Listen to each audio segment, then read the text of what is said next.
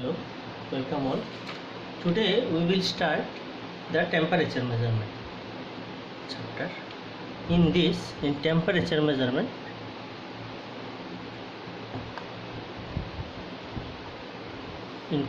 measurement, today we will discuss about RTD. Hope you know a little bit related to RTD. RTD is resistance temperature detector. So it is a transducer which is being used to measure the temperature. The thing is that it depends on some principle, like its resistance will change as temperature varies. Now how this resistance will vary, we will came to know. The electrical resistance of a conductor changes at its temperature varies. Okay, so this is a principle. So based on that, the conductors or the metals being used to measure the temperature. The types of the RTDs based on the working principle are of two types. One is called PTC type, and another type is called NTC type. So PTC stands for positive temperature coefficient and NTC stands for negative temperature coefficient. And in PTC, you just remember that its resistance increases as its temperature increases. Okay, similarly, if temperature is reducing, then resistance will also reduce. But the definition is like this: the resistance will increase as temperature increases. Okay, in NTC type, the resistance will decrease as temperature increases. Okay, I have just shown using a diagram type of thing. We just write it in the proper way. Okay, so PTC type is resistance increases as temperature increases, and NTC is resistance decreases as temperature increases. Now the thing is that this resistance, we will see what are the specific materials can be used for temperature measurement. What are the materials being used? As of now, you just consider the metals are being used as a RTD. Now the thing is that when the measuring and readout instruments are remotely located, transmission wires from the RTDs should be strategically routed over the shortest distance so that the element resistance change will be as large as possible compared to the overall circuit resistance. Say I am having a circuit for measurement of the, I am drawing a very simplest circuit for the measurement of temperature. Say this is R1 and this is your RTD resistance. So as temperature is applied in the RTD, its resistance will change. We can say it will change. It may increase if we use the PTC type. As temperature increases, the resistance will increase if we use the PTC type. If you use the NTC type, then it will decrease. Remember that most of the cases, or normally, the PTC type RTD is used in the industry. Say if temperature increases, RTD resistance is also increases. Accordingly, the V out will also increase as per the law of potential divider bias. Now they are saying that if the RTD resistance variation is very negligible, then compared to the this resistance, then this V out is not of no use. Say it is a circuit and my measuring area is here. Then you need to put this RTD here. So you have to connect the RTD, this resistor, and you have to take the these wires to connect here, so that it must be connected in the potential divider bias. So due to this R1 and R2 will come into the account, and it will make some problem in the measurement, as this R1 plus R2 is very larger than this RRTD. So the variation in the RTD may not be reflected in the output. You are getting, na? So what will be the output if this type of leads are being placed? Then the output will be RRTD plus R1 plus R2. This will be the effect, total effect of this lead. Now if this R1 plus R2 is very greater than RRTD, then in that case, if there is small variation in the RRTD, it is negligible, so it is of no use. So they are telling that must not happen in the measurement. So we will see how we have to overcome this problem later on. Okay. Now we will switch to the next point. The variation of resistance R with temperature T can be represented by the following relationship.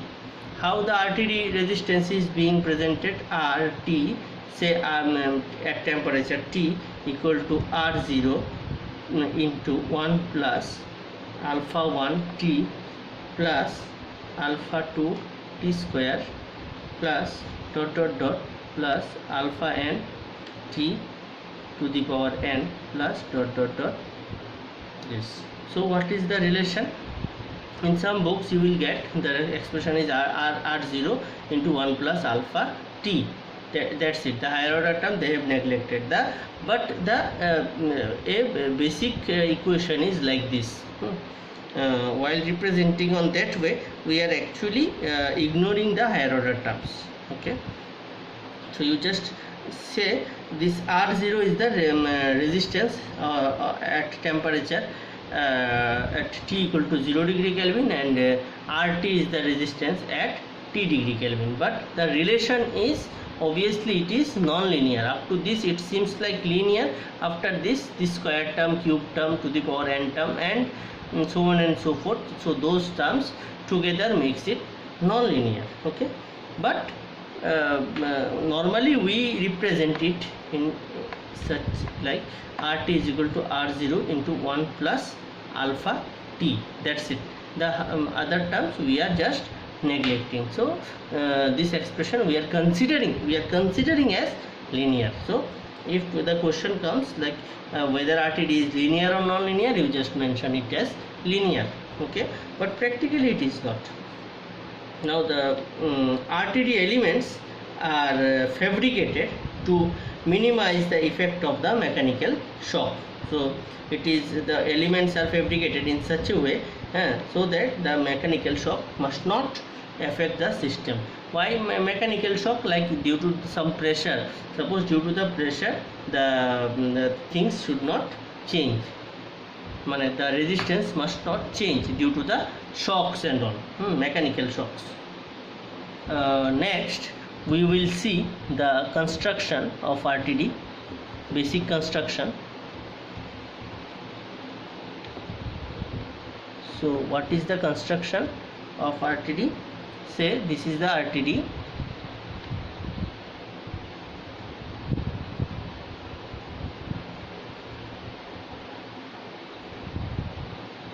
Okay. So say this is the element. These are the RTD element. Next there will be a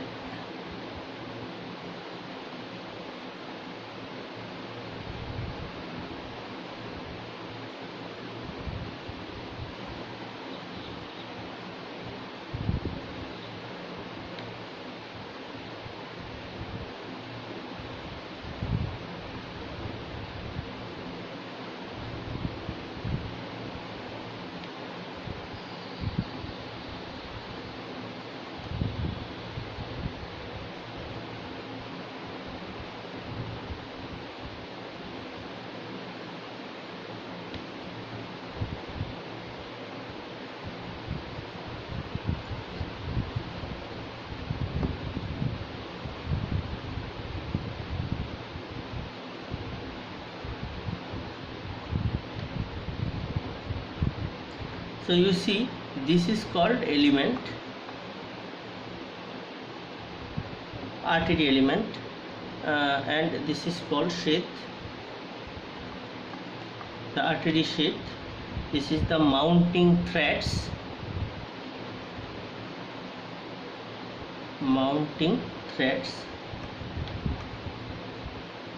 and these are the leads.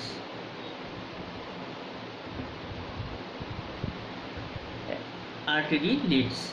So here I just remember this, I have shown total 4 leads here. Why I have shown these 4 leads I will discuss in the next lecture or subsequent lectures. So this is the actually artery elements. Actually this part is artery, and total thing we are representing the mechanical system, total mechanical assembly of the artery. In this actually the element is this one. Here the material will be used, artery material will be used. Outside this the sheath is there. Sheath means it is protecting sheath of the element, okay. So that temperature must be transferred to the up to the element easily. And this is the mounting thread, like in a pipeline. If this is the pipeline, wall of the pipeline, here I will make the threads. Inside this artery will be placed, and by rotation I will fix it up. So the artery will be looks like this. Got it? So these threads will be connected to these threads, and by proper screwing we will place it here, and in this place these 4 wires will be connected. So this is your say measuring area. Here the temperature is being changed where you have placed your artery, and this much is the artery element. It is going to measure, and using these leads you have to measure the resistance of the artery. If you want to convert it to voltage, I will show how to convert it. Okay, this is the basic construction of the artery.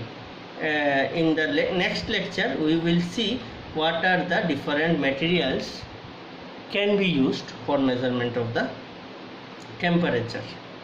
Thank you.